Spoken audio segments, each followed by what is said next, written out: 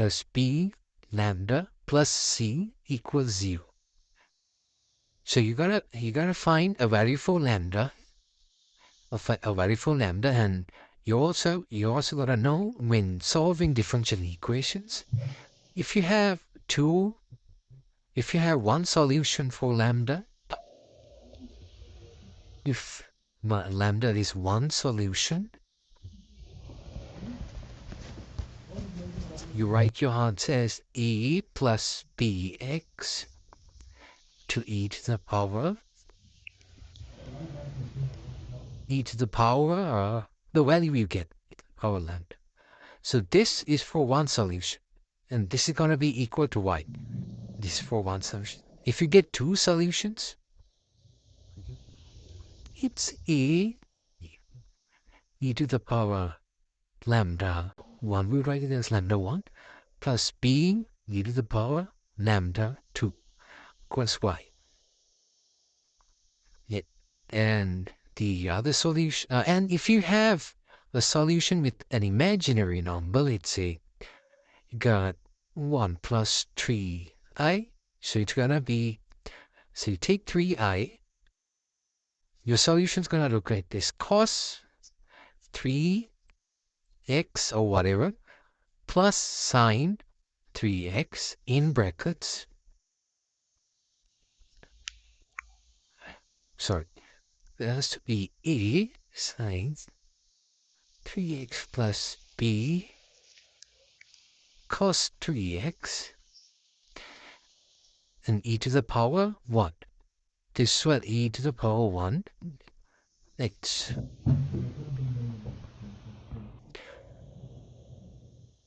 Oh, sorry, there's an x here too. That's how it goes. So before, like, you have to know these, like, before doing this question. So these are like the basics. I just remind you guys.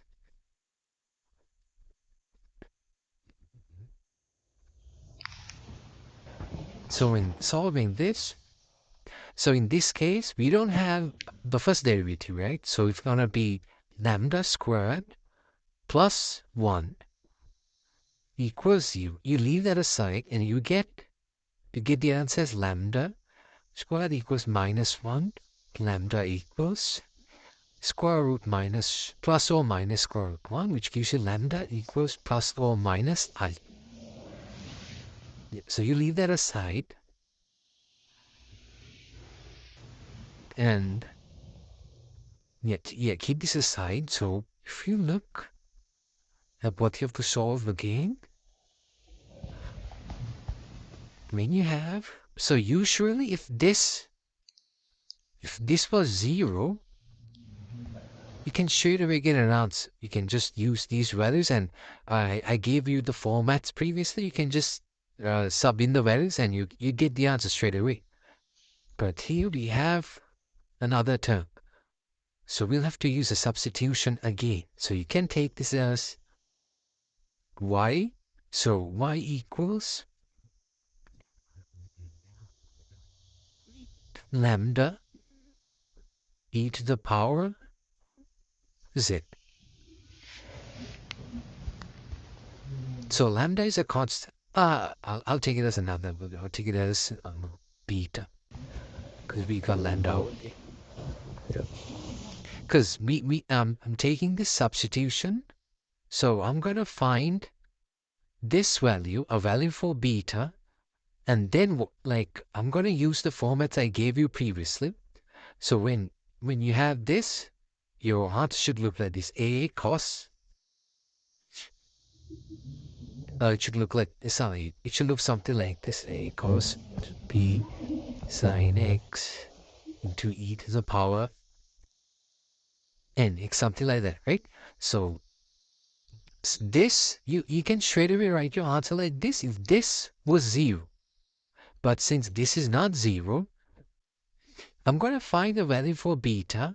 I'm gonna find this, and then I add this answer with whatever I get here. So this whole thing's gonna be your final answer. So that's how we do it. So I just wrote lambda equals beta e to the power z. So you differentiate this again. So dy over dz equals, now this time it's a constant. You can take it as a number. So you can write beta into e to the power z, right? It's the same thing. Because it's, the differentiation of e to the power z. If you differentiate e to the power x, let's say it's the same thing over and over again. So if you find the second derivative, it's again the same thing. Right? Yeah. So then you put these back into this. Then you can write beta e to the power z plus y was beta e to the power z equals e to the power z. See? So you can cancel off the e to the power z. Get 2 beta equals 1.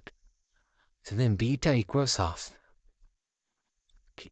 So now you found it. Beta equals half. Oh, sorry. Just erased it.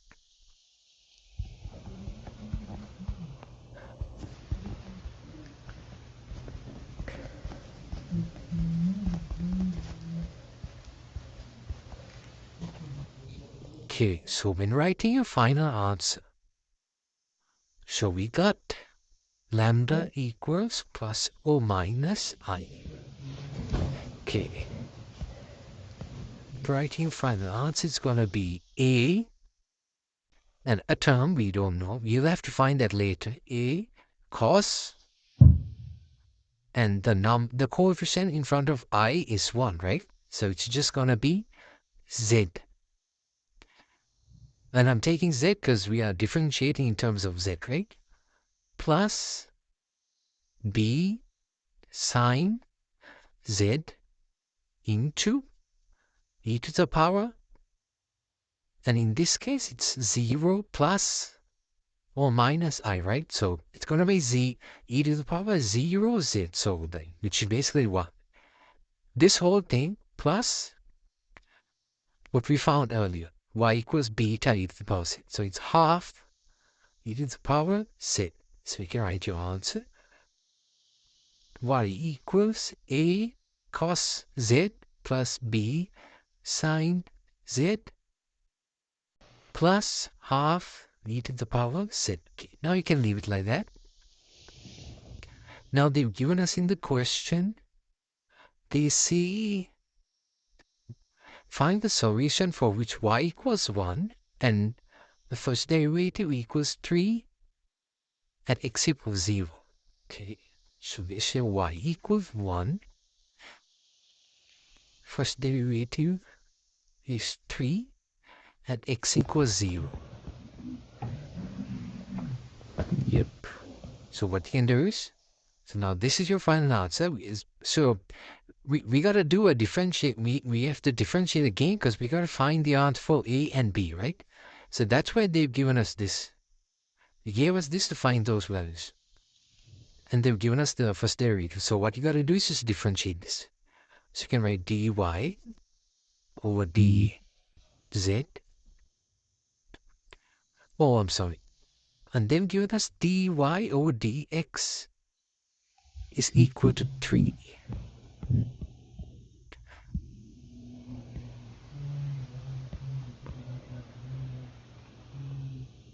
Oh, we could do this instead. So they've given us z equals sine x, right? Since they've given us dy over dx, we have to change z in terms of x, right? Because the final answer should be in terms of x. So you can rewrite this as y equals a cos, instead of z, you write sine x, plus b, instead of sine z, you can write in sine x, plus half e to the power sine x. Oh, but you could also do something like this. Since they've given us dy over dx equals 3, we previously found, we found this. dy over dx, dy over dx equals cos x dy over dz, right? Seems like differentiating this is really complicated. So differentiating this is way easier. So we can just find dy over dz and sub in the values to find a and b. That's way better than doing it like that. So they've given dy over dx is 3 equals to cos x, so cos 0 is 1 to dy over dz. Oh, it's the same thing. So you get dy over dz equals to 3. It's the same thing. So you can differentiate this now. This. So differentiating that, you get dy over dz equals to a. So differentiation of cos z is minus a sine z plus b, and the differentiation of sine z is cos z plus half e to the power z. So the differentiation of half e to the power z is the same thing. So you can write 3 equals to, and now we can put in the values. They've given y equals x equals 0. So sine 0 is 0, so which gives you 0 plus b to 1, because cos 0 is 1, plus half into e to the power 0 is 1, right? So you end up with 3 equals b plus half. So b equals 3 minus 0.5, which gives you 2.5, which is 5 over 2. Now we found b. To find a, you can use x equals 0 and y equals 1. So you can write 1 equals a cos z. Oh, wait, I'm sorry. I think I made a mistake.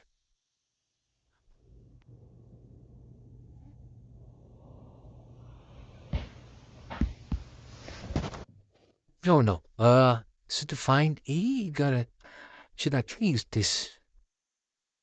Use this, because we have x equals 0 and y equals 1. So we put y equals 1 and a cos sine x is sine 0 is 0, so cos 0 is 1, so it's a plus b into 0, so that's 0, plus half e to the power 0, right? So that gives you 1 equals a plus half, so a equals half. So you can write your final answer as y equals half cos sine x plus, you go up 5 over 2 for me, 5 over 2 sine x plus half e to the power sine x. That was a very long question, and we got, yep, everything's correct. So I hope you all understood. If you have any doubts, just drop them in the comments. And yep, thank you so much. Have a great day.